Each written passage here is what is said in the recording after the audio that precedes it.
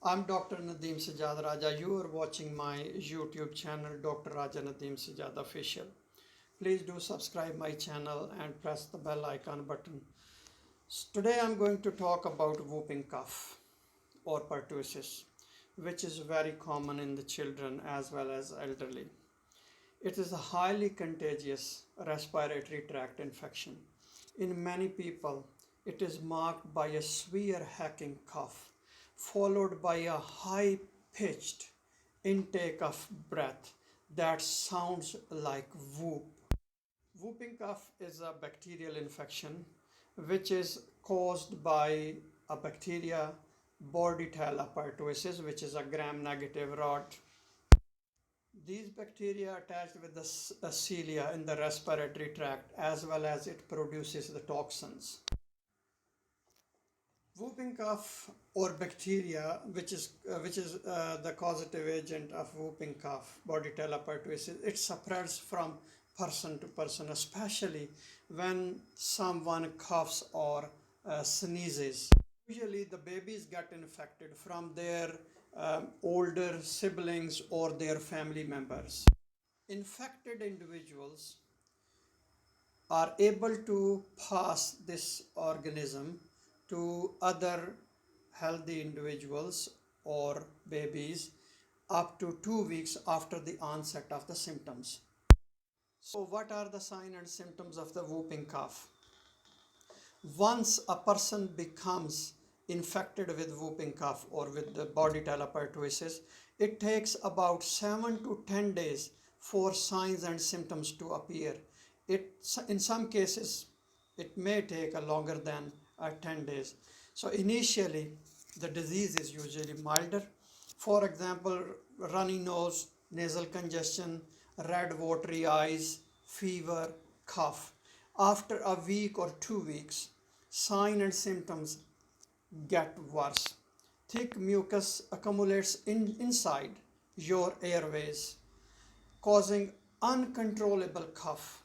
Severe and prolonged coughing attacks may provoke vomiting, result in a red or blue face, cause extreme fatigue, and with a high pitched whoop sound during the next breath of air.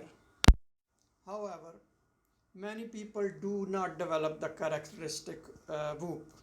Sometimes a persistent hacking cough is the only sign in adults. Infants may not cough at all. Instead, they may struggle to breathe or they may even temporarily stop breathing.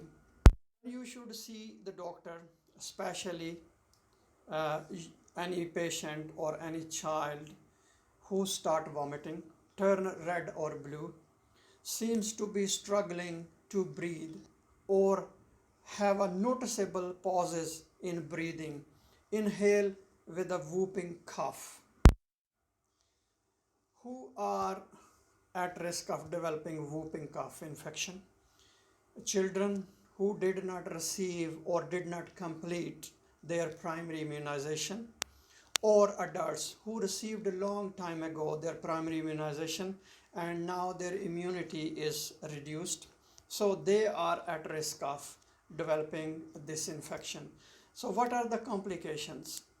The most common complications are bruised or cracked ribs, abdominal hernias, broken small blood vessels in the skin, or whites of your eyes, so eyes become red. In infants, there are chances of developing pneumonia, slowed or stopped breathing, dehydration or weight loss due to feeding difficulties, seizures or fits, and in some cases, there are reports of brain damage. So let's talk about the diagnosis. Diagnosing a whooping cough in early stages can be difficult because the signs and symptoms of all types of respiratory tract infections are almost same. Other respiratory tract infections, for example, cold, flu, or bronchitis. But whenever there is a suspicion of whooping cough, so your doctor will take detailed history, then doctor will examine you. After that, a few tests will be done. For example, one nasal swab or per nasal swab will be done and then the doctor will send this per nasal swab to the microbiology lab for culture and sensitivity. So the microbiology lab will process this specimen after obtaining the growth of Bordetella pertussis. So they will do antibiotic susceptibility. They will check which antibiotic is most effective against this organism. Doctor will do other other blood tests to check rise of inflammatory markers. A chest X-ray will be done. So how this whooping cough is managed? If a small child is acutely unwell, or even younger adult if acutely unwell, should be hospitalized, or if someone is experiencing difficulty in breathing or vomiting, so they should be hospitalized for the further management. So different antibiotics are used to treat this infection, but please only take antibiotics after discussing with your doctor or whatever your doctor will prescribe. Macrolides are quite effective against Bordetella pertussis.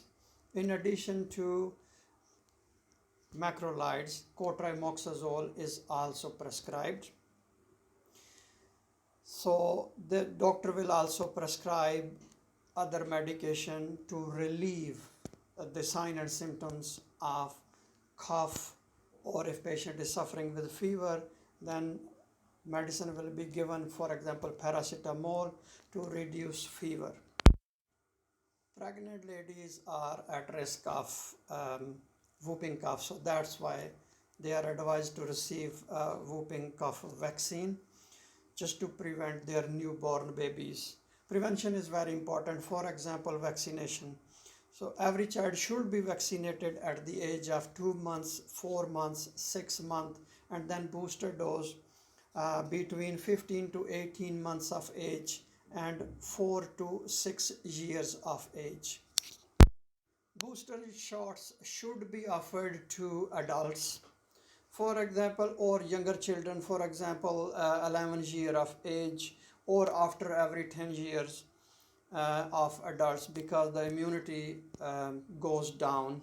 This is the best way to prevent whooping cough in children and adults. Please do subscribe my channel. If you have any question, write down in the comment section and I will answer your question. Thank you very much.